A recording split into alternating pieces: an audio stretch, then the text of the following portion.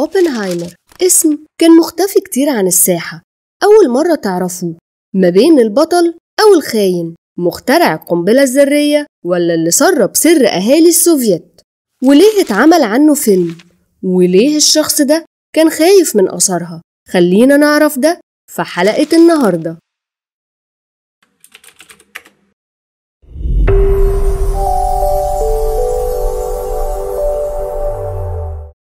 وقبل ما ندخل في التفاصيل عزيزي المشاهد، نحب نشكر صاحب الفكرة براء، ونتمنى الفيديوهات الجاية تكون من اختياراتكم أعزائي مشاهدين مدينة الخبراء.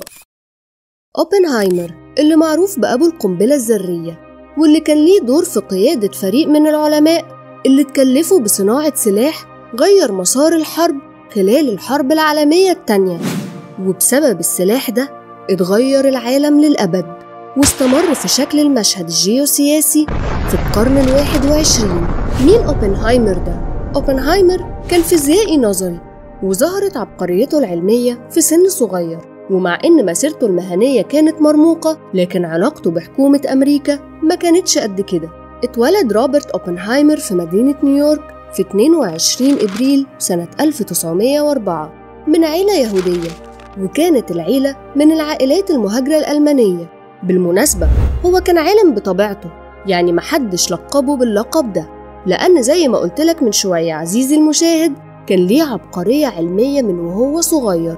وبداية ظهور العبقرية دي إن أوبنهايمر كان عنده الشغف مبكر بالمعادن، وده اللي خلاه يبعت كتاباته لنادي علوم المعادن في نيويورك، واللي عجبت أعضاء النادي وبعتوله دعوة عشان يعمل محاضرة، من غير ما يعرفوا إن أوبنهايمر كان عنده 12 سنة بس. يعني تقدر تقول كان في سنة 6 تقريبا، اللي المفروض أنا وإنت في عمره ده كنا ما بنحملش هم غير إننا ما ننساش كراسة الواجب اللي ما بنعملوش أصلا عشان ما نتعاقبش. مأساة. نكمل. بعد كده أوبنهايمر دخل جامعة هارفارد عشان يدرس الكيمياء سنة 1922، ومع إن أوبنهايمر الدحيح كان مرتب على دفعته وكان الأول، طبعا شغفه موقفش لهنا، لا ده شغفه خلاه يهتم بالفيزياء، واتجه بيها بعد 3 سنين لطريق علمي مختلف. طبعا أوبنهايمر ما وقفش لحد هنا، لا ده سافر لكامبريدج في المملكة المتحدة عشان يبدأ يشتغل بصفته إنه خريج من قسم الفيزياء. وهنا بقى الكارثة اللي حلت علينا. أوبنهايمر بدأ أبحاثه في الذرة، وده كان بيبقى وقت شغله في معمل كافنديش تحت إشراف تومسون، وده اللي رصد الإلكترون واللي أخد جايزة نوبل في الفيزياء. بعدها بسنة أوبنهايمر لقى نفسه في ألمانيا بيدرس في جامعة جوتنجن، وكانت الجامعة دي تعتبر مركز من المراكز اللي مستواها عالي في الفيزياء النظرية في العالم، لحد ما دعاه ماكس بورن مدير معهد الفيزياء النظرية، وبدأ أوبنهايمر يختلط بعلماء المعهد اللي ليهم مكانة مرموقة في العالم كله. في الفترة اللي قضاها أوبنهايمر في ألمانيا نشر شوية مقالات كان ليها دور إنها تطور من النظرية الكمية المكتشفة حديثاً، ومن ضمن الأعمال اللي لازم نذكرها تقريب أوبنهايمر للدالة الموجية الجزئية، ودي كانت مساهمة مهمة للنظرية الجزئية الكمية، واكتسبت شهرة كبيرة في المجتمع العلمي في العالم. سنة 1927 أوبنهايمر خد شهادة الدكتوراه، وبدأ أستاذيته في جامعة كاليفورنيا وبيركلي ومعهد كاليفورنيا للتكنولوجيا، وفضل أوبنهايمر 13 سنة يتنقل بين المكانين دول عشان يعمل أبحاث مهمة في مختلف الميادين العلمية، ما بين الفيزياء النووية ونظرية الحقل الكمي والفيزياء الفلكية. بعد كده أصدر أوبنهايمر وواحد من طلابه اسمه هارتلاند شنايدر مقالة سنة 1939 كانت بتتنبأ إن في ثقوب سوداء، وتعتبر المقالة دي من المقالات المستشهد بيها.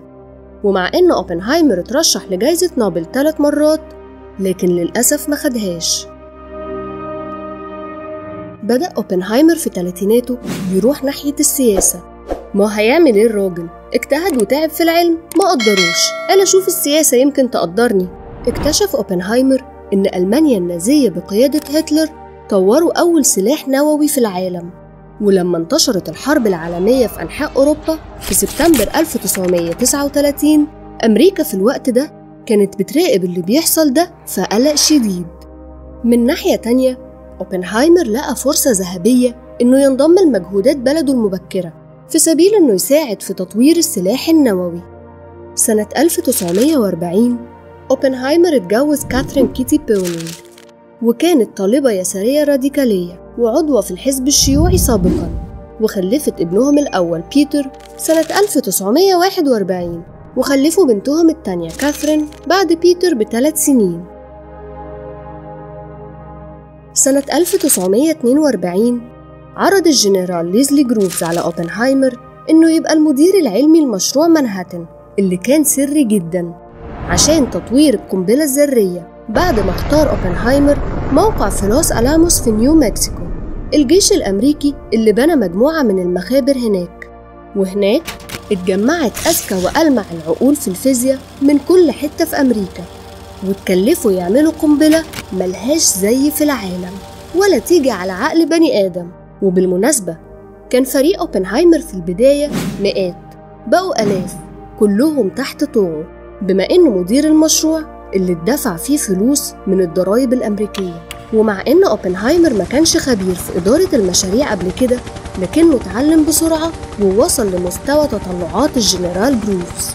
بعد بداية المشروع ب3 سنين كان أوبنهايمر وفريقه مستعدين إنهم يجربوا القنبلة الذرية اللي هو اختبار الثالوث يوم 16 يوليو 1945 في ألماجوردو نيو مكسيكو. وكان أوبنهايمر بيراقب بقلق من مخبأ التحكم أول انفجار نووي في العالم. بعد لمعان الضوء الساطع أوبنهايمر خد نفس عميق بارتياح لأن فريقه قدر ينجح. بيقولوا إن كلماته الأولى كانت أظن إنها نجحت، ومن المعروف إنه افتكر بعد كده إن اللحظات المحددة في التاريخ رجعت لعقله كلمات من نص هندوسي مقدس: He knew the world would not be the same. Few people laughed.